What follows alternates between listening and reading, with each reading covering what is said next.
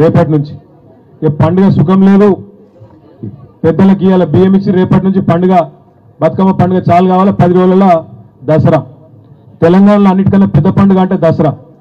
కానీ ఇలా హైదరాబాద్లో లక్షలాది మందికి నిద్ర లేకుండా చేసి హైదరాబాద్లో ఉండే లక్షలాది మంది పేదలకు ఇవాళ ముఖ్యంగా ఎప్పుడు మా ఇల్లు కూలగొడతారో ఎప్పుడు మా ఇంటి మీదకి బుల్డోజర్ పంపుతాడో అన్నట్టు రేవంత్ రెడ్డి ప్రభుత్వం వచ్చినాక आज चैन की नींद भी नहीं मिल रही हैदराबाद में गरीबों को। मैं बस एक चीज कहना चाहता हूं, हमारे जो कमर साहब यहाँ बोले, बाकी लीडर भी जो बोले, మీ అందరితో నేను చెప్పేది ఒకటే, మనము ముందుగా మన హక్కులు మనం తెలుసుకున్నప్పుడు మన ఏ ప్రభుత్వం కూడా ఇష్టం వచ్చినట్టు మన మీదకి రానికే ఉండదు. ఇక్కడ మనం అడగవలసింది ఒక ప్రశ్న ముందుగా. సరిగ్గా 10 నెలలు అయింది రేవంత్ రెడ్డి అడిమారి గుడి దెబ్బల ముఖ్యమంత్రి అయిపోయి 10 నెలలు అయింది. హైదరాబాద్లో మీరు ఎవ్వరు ఓట్లు వేయలే. అంబర్పేటలో మీరు అందరూ వెంకటేశ్వరకే వేసిర్రు. హైదరాబాద్లో మొత్తం మనకే వేసిర్రు. అందుకే హైదరాబాద్ మీద పగబట్టిండు. ఏమో నాకు ఒక్కరు ఓట్లు వేయలే. ఈ గరీబ్ వాళ్ళందరూ కాంగ్రెస్ ఖిలాఫ్ ఉన్నారు. ఇట్లనన్నా చేసి వీళ్ళను కూలగొట్టి ఆగం చేయాలి మీ బతుకులని చెప్పి ఇలా పగబట్టిండు రేవంత్ రెడ్డి. కానీ ఒక్కసారి యాద్ చేసుకోండి, ఏం చెప్పిండు 10 నెలల ముంగట. అప్పుడు ఇక్కడ ప్రచారంకి వచ్చిండు, తిరిగిండు. ఏం చెప్పిండు? కేసీఆర్ 2000 పింఛన్ ఇస్తుండు. ఇంట్లో అవ్వనో అయ్యనో ఇద్దరు ఒకరికే ఇస్తుండు, ముసలవ్వకో ముసలోన్కో. నేను ముఖ్యమంత్రి కాగానే ముసలోన్కి ఇస్తా, ముసలయ్యకి ఇస్తా, ఇద్దరికి ఇస్తా. కేసీఆర్ 2000 ఇస్తా అన్నాడు, నేను 4000 ఇస్తా.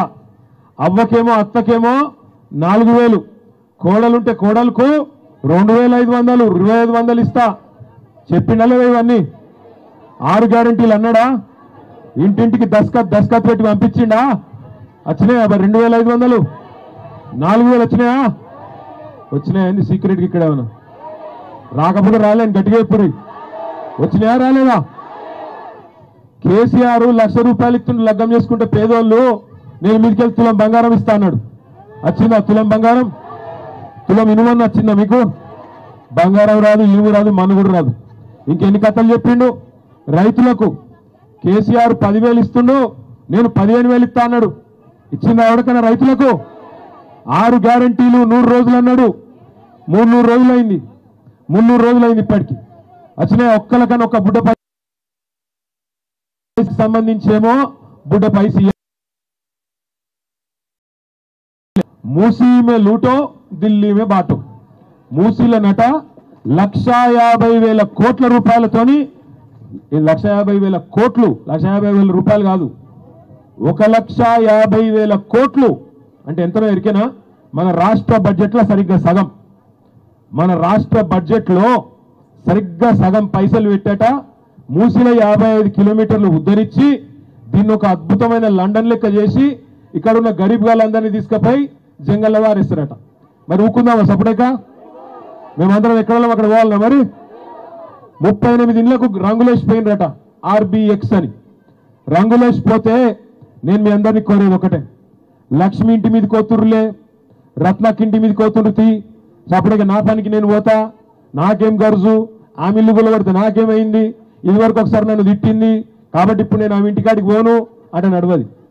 ఒక ఇంటి మీదకి వస్తే కాదు, మన పంచాయతీలు ఉంటాయి, ఇంటి పక్క ఇళ్ళనకు ఉన్నాయా? గా మాత్రం తాకట్లు ఉన్నాయా? కానీ ఉంటాయి. ఇంట్లో కూడా తాకట్లు ఉంటాయి, పంచాయతీలు ఉంటాయి, లొల్లులు ఉంటాయి, అప్పుడప్పుడు కొట్టుకుంటూ తిట్టుకుంటూ ఉంటుంది. 3 పిల్లల పంచాయతీలు ఉన్నాయా? ఉంటాయా? ఉన్నాయా? లగ్గంగానే లెక్కున్నారా? ఏందిడా అందరు లగ్గం చేసుకునేలే కదా. మీరు మీ భర్తలను తిట్టరా? అప్పుడప్పుడు ఎండ పెట్టరా? అదన్నీ ఇంట్లోనే చూసుకోవాలి. బయట వస్తే ఊకుంటామా మన మీదకి? ఇది కూడా గంతే. మీ లంక మీదకి బుల్డోజర్ వచ్చినా, ట్రాక్టర్ వచ్చినా ఇవి రానియకుండా ఇక్కడనే కంచె అడ్డం పెట్టుండ్రి, మొత్తం అందరూ వచ్చి తలుకోండి. ఆ డ్రైవర్ని అడుగుండ్రి, ఆ బుల్డోజర్ డ్రైవర్ను, అన్న నీకు కొంపున్నదా? నీకు ఇంటికాడ పిల్లలు ఉన్నారా? భార్య ఉన్నదా? నీ ఇంటి మీదకి ఎవరైనా బుల్డోజర్ చేస్తే నువ్వు ఊకుంటావా అని అడుగుండ్రి.